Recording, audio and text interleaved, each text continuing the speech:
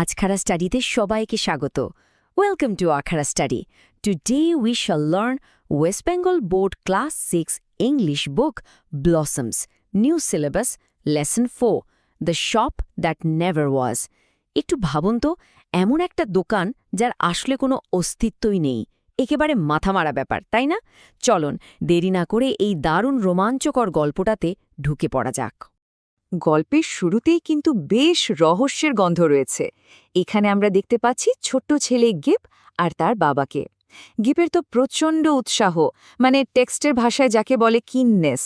তার আবদার মেটাতেই বাবাকে বাধ্য হয়ে ঢুকতে হলো সেই অন্ধকার, ছোট আর ভীষণ অচেনা জাদুর দোকানটায়। চারপাশে একটা ঘাঁ ছমছমে অন্ধকার পরিবেশ, কিন্তু দোকানঘরের রঙিন জিনিসগুলো আপনার চোখ টানবে। কাউন্টারের ওপর সাজানো চকচকে সব ক্রিস্টাল বল, আর মেঝেতে কি রয়েছে জানেন? অদ্ভুত সব জাদুর আয়না। একটা আয়নার সামনে দাঁড়ালে মানুষ একেবারে লম্বা আর লিকলিকে হয়ে যায়, আবার আরেকটায় ঠিক তার উল্টো, মানে একেবারে খাটো আর মোটা। একেবারে হাসি ঠাট্টার মজার ব্যাপার, কি বলেন? গিপ আর তার বাবা যখনই এই আয়নাগুলো দেখে হেসেই কুটি ঠিক তখন নির্বোধাটাকে ভেঙে দিয়ে হঠাৎ উকি দিল সেই মিস্টিরিয়াস বা রহস্যময় দোকানদার। একদম গম্ভীর গলায় তার প্রশ্ন, আমি কিভাবে সাহায্য করতে পারি? গিপের বাবা জানালেন যে ওনারা মূলত গিপের জন্য কিছু সাধারণ জাদুর খেলনা কিনতে এসেছেন।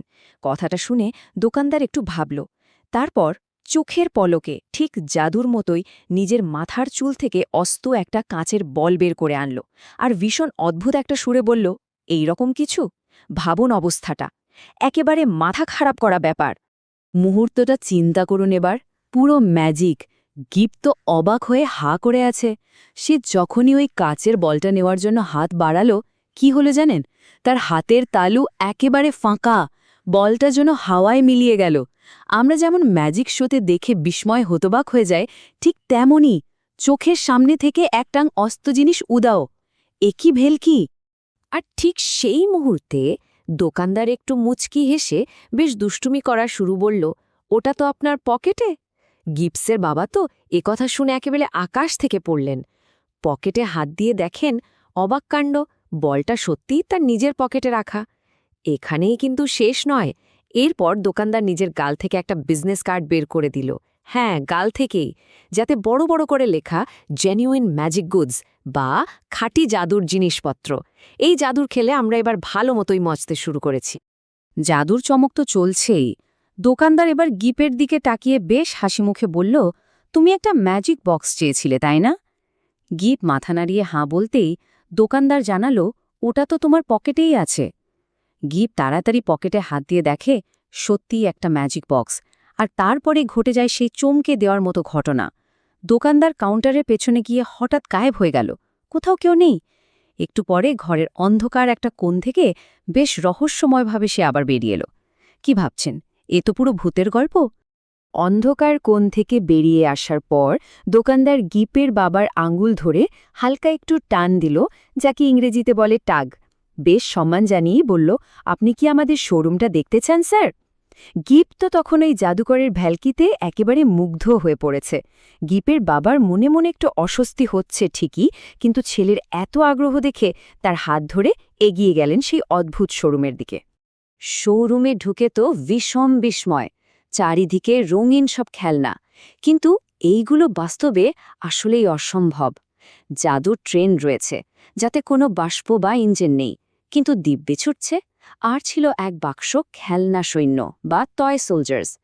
সবচেয়ে আশ্চর্যের বিষয় হল, একটা জাদুর শব্দ বললেই এই কাঠের সৈন্যগুলো একেবারে জীবন্ত হয়ে ওঠে। শোরুমের প্রতিটা কোণ যেন রঙিন জাদুতে মোড়া। সত্যি কথা বলতে এই দৃশ্যগুলো আমাদের সবাইকেও যেন ছোটবেলায় ফিরিয়ে নিয়ে যায়। গল্পের এই অংশটা আসলে ভীষণ কৌতূহলোদ্দীপক আর একই সাথে রহস্যময়। জিপের বাবা যখন ঠিক করলেন যে তারা ওই জ্যান্ত খেলনা সৈন্যগুলো কিনে নেবেন, ঠিক তখনই দোকানদার তাড়াতাড়ি সৈন্যগুলোকে আবার বাক্সের ভেতর ভরে ফেলল। তারপর বাক্সটা শূন্যে একবার ঘোরাতেই ম্যাজিক, চোখের পলকে সেটা বাদামি কাগজে মোড়া একটা পার্সেল হয়ে গেল। আর সবচেয়ে অবাক করা ব্যাপার হলো, তার উপর জিপের পুরো নাম আর ঠিকানা একদম স্পষ্ট করে লেখা। এমন আমেজমেন্ট বা চরম বিস্ময়ের কাছে বাবার কথা বলার মতো আর কোনো ভাষাই রইল না। কিন্তু একদম এই সময়ে গল্পের শুরুটা হঠাৎ করে বদলে যায়। রোমাঞ্চ থেকে ব্যাপারটা চলে যায় চরম আতঙ্কের দিকে। গিপের বাবার অস্বস্তি এবার বাড়তে শুরু করে। হঠাৎ গিপ বেশ খুশিতে চিৎকার করে বলে উঠল, বাবা, আমরা লুকোচুরি খেলছি। গিপের বাবা ছমকে ঘুরে দেখতেন দোকানদার একটা মাস্ত বড় ড্রাম গিপের মাথার উপর চাপা দিয়ে দিয়েছে। বাবা ভয়ে আর রাগে ছটপট করে চিৎকার করে উঠলেন, ওটা এক্ষুনি সরিয়ে নাও, ছেলেটা ভয় পাবে। দোকানদার কোনো কথা না বলে বেশ আস্তে আস্তে ড্রামটা তুলে ধরল। আর ড্রামের ভেতরটা মানে ইন্টিরিয়ার একদম ফাঁকা। ওই ছোট্ট টুলটার উপরে কেউ নেই। গিপ গিপ পুরোপুরি গায়েব হয়ে গেছে। ভাবুন একবার অবস্থাটা। কাছের একজন মানুষ, সেও আবার নিজের সন্তান, চোখের সামনে থেকে উদাও হয়ে গেল।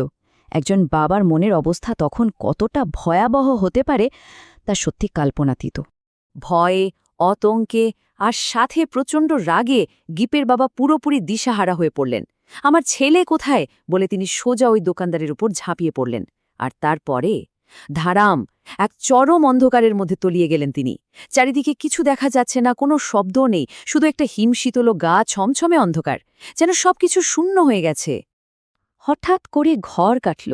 তিনি অনুভব করলেন তিনি কোনো অন্ধকার ঘরে নেই, বরং লন্ডনের বেশ অচেনা নয়, খুব পরিচিত রিজেন্ট স্ট্রিটে দাঁড়িয়ে আছেন। পথ চলতে গিয়ে হঠাৎ একজনের সাথে ধাক্কা বা কোলাইডেড হয়ে গেল তার। আর সবচেয়ে বড় স্বস্তির ব্যাপার কি জানেন? মাত্র 1 গজ দূরে জিপ দাঁড়িয়ে আছে।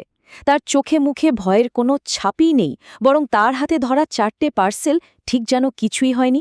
কি অদ্ভুত ব্যাপার! গিপের বাবা তো পুরো হতবাক। তিনি পিছনে ফিরে দেখলেন জাদুর দোকানের সেই দরজা, সেই কাউন্টার, সেই শোরুম, কিচ্ছু নেই, পুরো জায়গাটা ফাঁকা। তিনি অন্য কিছু না ভেবে তাড়াতাড়ি একটা ক্যাব বা ট্যাক্সি ডাকলেন আর গিপকে নিয়ে তে উঠে পড়লেন। এরপর অনেকবার তিনি রিজেন্ট স্ট্রিটে সেই জাদুর দোকানটা খুঁজে বেরিয়েছেন, কিন্তু ওই দোকান আর কোনোদিনও পাওয়া যায়নি। আর মজার ব্যাপার হলো, গিপের হাতের ওই খেলনাগুলোর দামও তার আর কোনোদিন দেওয়া হয়নি। দোকানটি যেন হাওয়ায় মিলিয়ে গেল চিরকালের মতো। সত্যি, the shop that never was. সত্যি অনবদ্য একটা গল্প, তাই না? এবার গল্পের এই জাদু আর রোমাঞ্চ থেকে আমরা একটু বেরিয়ে আসি। পাঠ্য বইয়ের অ্যাক্টিভিটিগুলো এবার সমাধান করা যাক। গল্পের ঘটনাগুলো আমাদের কেমন মনে আছে সেটা এবার মিলিয়ে নেওয়া অত্যন্ত জরুরি। এটা আমাদের টেক্সটটা বুঝতে ভীষণ সাহায্য করবে। চলুন শুরু করি। প্রথমে আসছে অ্যাক্টিভিটি 1। এখানে ঘটনাগুলোকে গল্পের ঠিক ক্রোনোলজি বা সঠিক ক্রমানুসারে সাজাতে হবে। দেখা যাক প্রথমে কি হয়েছিল। হ্যাঁ, একদম ঠিক, গিপ তার বাবাকে জাদুর দোকানে টেনে নিয়ে গিয়েছিল। তারপর তারা কি দেখল? দোকানটা বেশ ছোট ছিল। এরপর আসে সেই অবাক করা ঘটনা। দোকানদার তার চুল থেকে কাচের বল বের করল। 4 নম্বরে গিপ সেই বলটা নেওয়ার জন্য হাত বাড়ালো। আর সবশেষে বলটা হাতে না পেয়ে গিপ আর তার বাবা অবাক হয়ে গেল। দেখলেন তো, ঘটনাক্রমটা এবার একেবারে জলের মতো পরিষ্কার হয়ে গেল, তাই না? এবার নজর দেয়া যাক ওয়ার্ড নেস্ট বা কিছু গুরুত্বপূর্ণ শব্দভাণ্ডারের দিকে। এই ভোক্যাবুলারিগুলো ভালোভাবে বুঝলে পুরো গল্পটাই খুব সহজ লাগবে। কিননেস মানে হলো প্রবল উৎসাহ বা উদ্দীপনা। ক্রিস্টাল হলো চকচকে কাঁচের বল। টাগড কথাটার মানে হলো আঙ্গুল বা হাত ধরে জোরে টানা। অ্যামেজমেন্ট মানে চরম বিস্ময় বা একেবারে অবাক হয়ে যাওয়া। ইন্টেরিয়র অর্থাৎ কোনো কিছুর ভেতরের অংশ। আর কোলাইডেড মানে হলো কারো সাথে সজোরে ধাক্কা লাগা। শব্দগুলো ভালো করে মাথায় গেঁথে নিন। এখানে চমৎকারভাবে কারণ এবং ফলাফল বা কজ অ্যান্ড এফেক্ট তুলে ধরা হয়েছে। এটা আসলে অ্যাক্টিভিটি 6 এর অংশ। জিপের বাবার মনে হয়েছিল যে ভয় পাবে, আর তাই তিনি দোকানদারকে ড্রাম সরাতে বলেছিলেন। ড্রামের ভেতরটা ফাঁকা দেখে ভয়ে আর রাগে তিনি দোকানদারের উপর ঝাঁপিয়ে পড়েছিলেন। রাস্তায় হঠাৎ নিজেকে আবিষ্কার করার পর ঘরের মধ্যেই তিনি একটা ক্যাব দেখেছিলেন। আর শেষে জিনিসগুলোর দাম দেয়া হয়নি বলে তিনি বারবার রিজেন্ট স্ট্রিটে দোকানটা খুঁজতে যেতেন।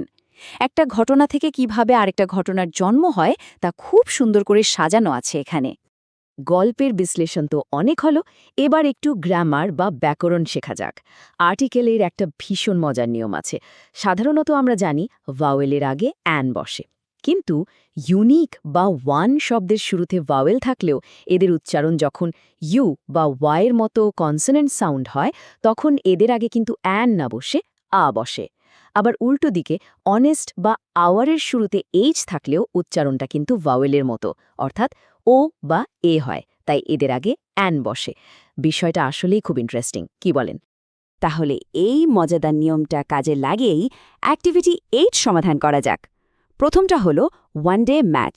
খেয়াল করুন, উচ্চারণটা দিয়ে শুরু, তাই এর আগে হবে আ ওয়ান ডে ম্যাচ। তারপর ইউনিভার্সিটি, উচ্চারণটা শুরু হচ্ছে দিয়ে, তাই হবে আ ইউনিভার্সিটি। অনারেবল ম্যান, এখানে উচ্চারণটা কিন্তু ও থেকে আসছে, তাই হবে অ্যান অনারেবল ম্যান। আর শেষে আওয়ার লেট, উচ্চারণটা আওয়ার, তাই হবে অ্যান আওয়ার লেট। ব্যাস, খুব সহজেই আমরা আর্টিকেলের এই বিশেষ নিয়মগুলো শিখে ফেললাম, কোনো জটিলতা নেই। গল্প শেষ, গ্রামার শেষ, কিন্তু সব শেষে একটা ভীষণ কৌতূহল উদ্দীপক প্রশ্ন থেকেই যায়। এই যে জেপ আর তার বাবার সাথে এত কিছু ঘটল, এটা কি সত্যিই কোনো জাদুর দোকান ছিল, নাকি পুরো ঘটনাটাই ছিল চোখের ভুল, একটা দারুণ ইলিউশন বা ভাগভ্রান্তি? জাদু কি আসলেই রয়েছে, নাকি সবই মানুষের মনের অদ্ভুত কল্পনা? বিষয়টা সত্যিই একটু ভেবে দেখার মতো। আপনারা কি ভাবছেন? আজকের এই সম্পূর্ণ এক্সপ্লেনারটি ভালো লেগে থাকলে অবশ্যই লাইক এবং শেয়ার করে পাশাপাশি থেকে যাবেন। আর হ্যাঁ, ক্লাস 6-এর আরও এমন সুন্দর সুন্দর পাঠ্য বিষয়ের ব্যাখ্যার জন্য এখনই সাবস্ক্রাইব করে নিতে পারেন আখাড়া স্টাডি ইউটিউব চ্যানেলটি। সবার শেখার কৌতূহল এইভাবেই বেঁচে থাকুক। আবার দেখা হবে নতুন কোনো বিষয় নিয়ে। ভালো থাকবেন সবাই।